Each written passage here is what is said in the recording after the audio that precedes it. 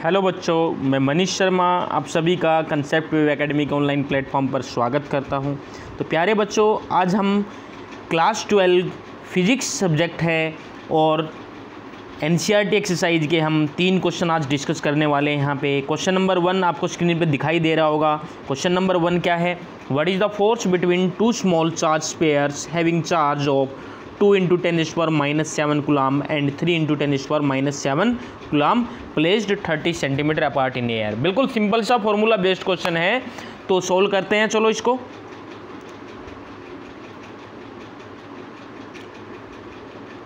तो आपको क्या फाइंड करना है?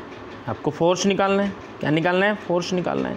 तो फॉर्मूला कूलम बाबा ने आपको दिया है, जो कि आपको याद होगा।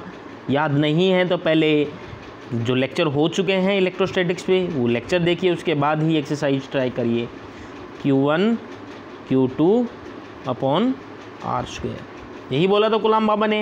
ये जो फोर्स होगा दो चार्ज के बीच में वो क्या होगा? K Q1 Q2 upon r²। के यहाँ पे इलेक्ट्रोस्टैटिक कांस्टेंट है जिसकी वैल्यू क्या होती है? 9 × 10⁹। चलो वैल्यूज़ पुट करते हैं, पुट करते हैं फॉर्मूला में और क्वेश्चन सोल्व करते हैं। के की वैल्यू कितनी लिखेंगे? के की वैल्यू कितनी लिखेंगे? 9 × 10⁹। Q1 कितना है? 2 × 10⁻⁷ है। Q2 कितना है? 3 × 10⁻⁷ है। Q1 Q2 की वैल्यू पुट करी हमने। डिस्टेंस कितना है? देखो गलती क्या करते हैं हम लोग यहाँ पे, कुछ बच्चे क्या करते हैं, जो डिस्टेंस 30 सेंटीमीटर दिया उसको 30 यहाँ पुट कर देंगे। क्या पुट कर देंगे? 30 पुट कर देंगे। ठीक है, उनको ध्यान नहीं रहता कि r का स्क्वायर करना है, 30 का स्क्वायर करना है। लेकिन 30 भी पुट करना, 30 × 30, ये भी गलत होगा। क्यों गलत होगा? क्योंकि ये 30 सेंटीमीटर है, जबकि बाकी सारे जो हैं फिजिकल क्वांटिटी सारी SI यूनिट में रखी है, ये CGS में है, तो ऐसा गलत हो जाएगा। तो क्या करेंगे? इसको SI यूनिट में रखेंगे। किस में रखेंगे? SI यूनिट में रखेंगे। तो क्या करना होगा आपको? ये वैल्यूज़ यहाँ पे पुट करते हैं। 0.3 मीटर कितना होगा? 0.3 मीटर। ठीक है, इंटू स्क्वायर है आर का 0.3 मीटर। 30 सेंटीमीटर होता है 0.3 मीटर। ठीक है, ऊपर भाई 10 की पावर कितना? 2। ये डेसिमल हटा दिए, मतलब 100 ऊपर लिख दिया, 10 की पावर 2 से लिखते हैं। 3 3 जा 9, 9 से 9 कैंसिल आउट। ये 2 3 जा कितना हो गया? 6। 10 की पावर काउंट करो आप कितनी? 9 प्लस का है, 10 की पावर 2 है, 10 की पावर 11 पॉजिटिव पावर होगी, और 10⁻⁷ प्लस 10⁻⁷ ये पावर ऐड करेंगे 10⁻14 हो जाएगा। बोलो, तो 10⁻³ बचेगा ओवरऑल। तो इतने न्यूटन फोर्स आया। बोलो बात समझ में आई या नहीं आई? तो स्क्रीनशॉट ले लो इसका। आगे बढ़ते हैं फिर क्वेश्चन नंबर 2 पे।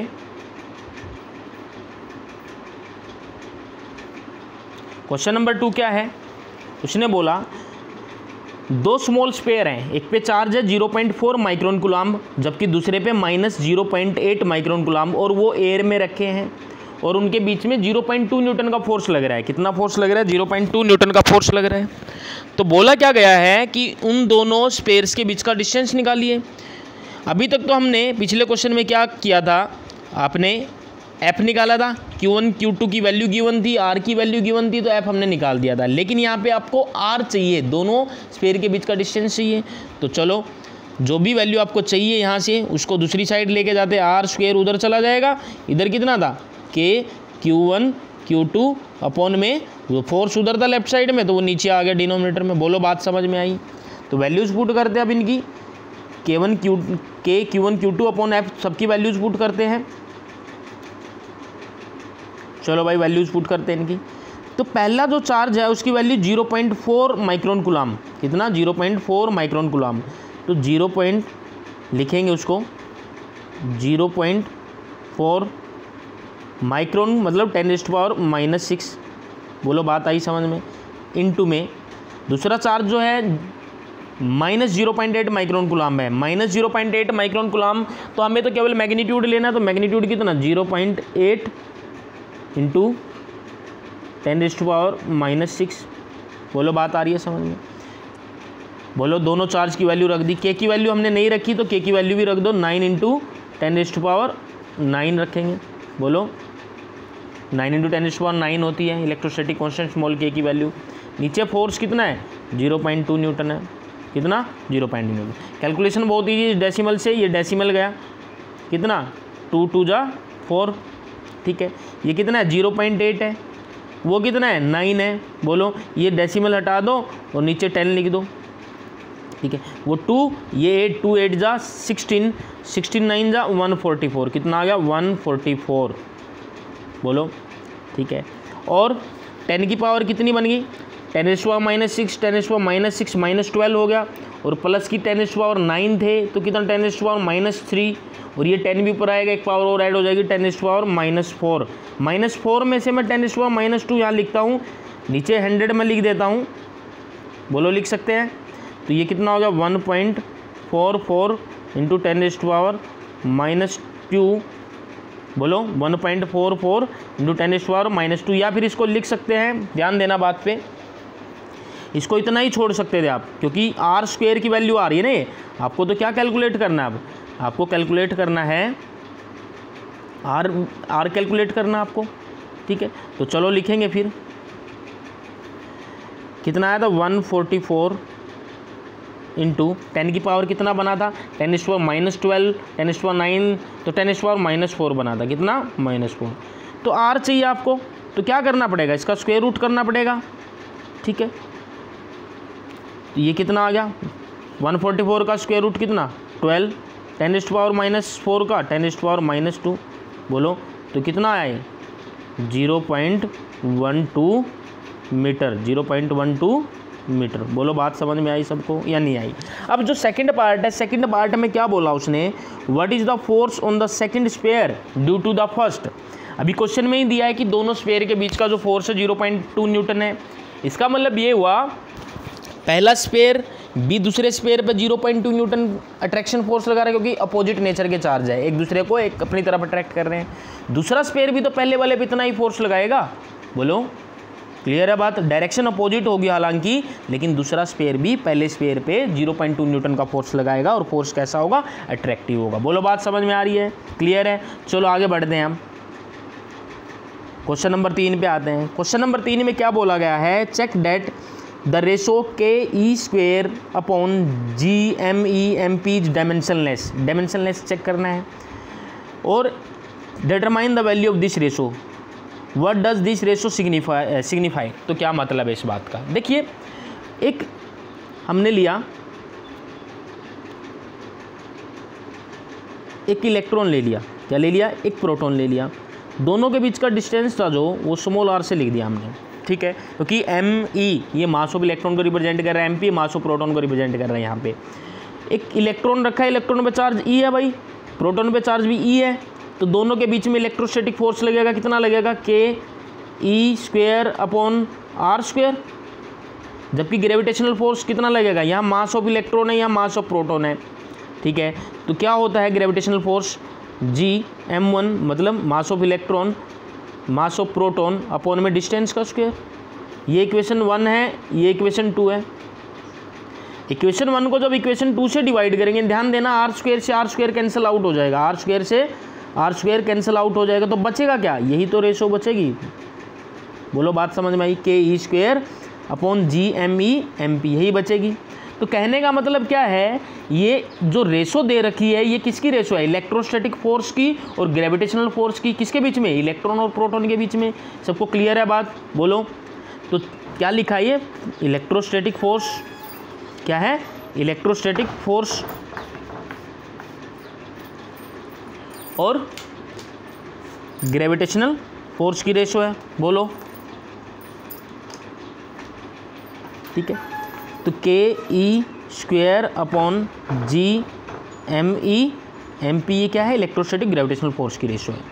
तो चलो वैल्यूज पुट करते हैं इनकी, उसने क्योंकि वैल्यूज पूछी है, इस रेशो की वैल्यू क्या होगी और डायमेंशन क्या होंगे। सबसे पहले तो डायमेंशन चेक कर लो आप, K का डायमेंशन क्या होगा निकाल सकते हैं आप, फॉर्मूला वही यूज करेंगे, F = K Q1 Q2 upon r²। जब K का डायमेंशन चाहिए तो K को एक साइड रखो, बाकी क्वांटिटीज को उधर ले जाओ। उधर कितना था, F था, तो न्यूटन, r² ऊपर जाएगा मीटर स्क्वायर, और कूलम्ब की पावर -2। बोलो ये K का डायमेंशन फॉर्मूला है। E का क्या होगा भाई, कूलम्ब स्क्वायर, E का क्या होगा, कूलम्ब स्क्वायर। नीचे आ जाओ भाई, अब जी का डायमेंशनल फॉर्मूला होगा न्यूटन मीटर स्क्वायर पर केजी स्क्वायर, पर केजी स्क्वायर मतलब -2 पावर, और मास ऑफ इलेक्ट्रॉन भी केजी में, मास ऑफ प्रोटॉन भी केजी में, तो केजी का स्क्वायर यहाँ बन गया।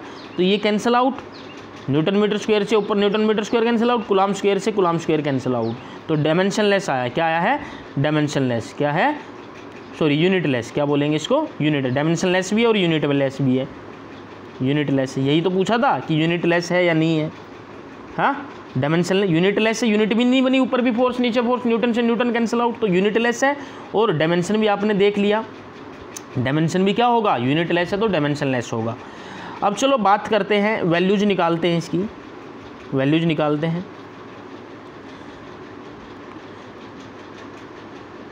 वैल्यूज निकालते हैं। ऊपर कितना के की वैल्यू है भाई 9 × 10⁹ ठीक है। ई स्क्वायर है मतलब 1.6 × 1.6 × 10⁻⁻38 कर देता हूँ। 1.6 × 10⁻⁻19 का होल स्क्वायर था ना, तो 1.6 को मैंने 2 बार लिख दिया, और 10⁻⁻19 10⁻⁻19 होगा 10⁻38। समझ में आ रही होगी सबको बात। अब आगे बात करते हैं डिवाइड में कितना है। G M E M P, G कितनी, जी की वैल्यू कितनी होती है? 6.67 × 10⁻11 न्यूटन मीटर स्क्वायर पर केजी स्क्वायर, इनटू में मास ऑफ इलेक्ट्रॉन जो होता है भाई 9.1 × 10⁻31 बोलो, इनटू में मास ऑफ प्रोटॉन होता है 1.67 × 10⁻27 क्लियर है बात। अब एक चीज़ यहाँ पे समझनी है आपने, जब भी ये कैलकुलेशन आप करोगे, कैलकुलेशन मैं नहीं कर रहा, कैलकुलेशन आप लोग करेंगे, तो 6.67 को अप्रोक्स आप 6 मान सकते हैं, 1.67 को 1.6 मान सकते हैं, बोलो 9.1 जो दिया इसको 9 मान सकते हैं। तो अप्रोक्स कैलकुलेशन आपको करनी है। तो फोर्स की जो ये रेशो की वैल्यू जो आएगी 2.3 समथिंग 10⁻30 करके कुछ आएगा, ये रिजल्ट आएगा। तो इसका मतलब क्या भाई, जो ये रेशो हमने निकाली है इलेक्ट्रोस्टैटिक फोर्स और ग्रेविटेशनल फोर्स की रेशो निकाली है, किसके बीच में? इलेक्ट्रॉन और प्रोटॉन के बीच में। और ये रेशो आई है, ये आई है 10⁻30, मतलब इलेक्ट्रोस्टैटिक जो फोर्स होगा इलेक्ट्रॉन प्रोटॉन के बीच में, वो मच ग्रेटर देन होगा ग्रेविटेशनल फोर्स से उनके बीच में जो लग रहा है। बोलो बात समझ में आई या नहीं आई? तो आज के लिए इतना बहुत है, अगली क्लास में मिलते हैं।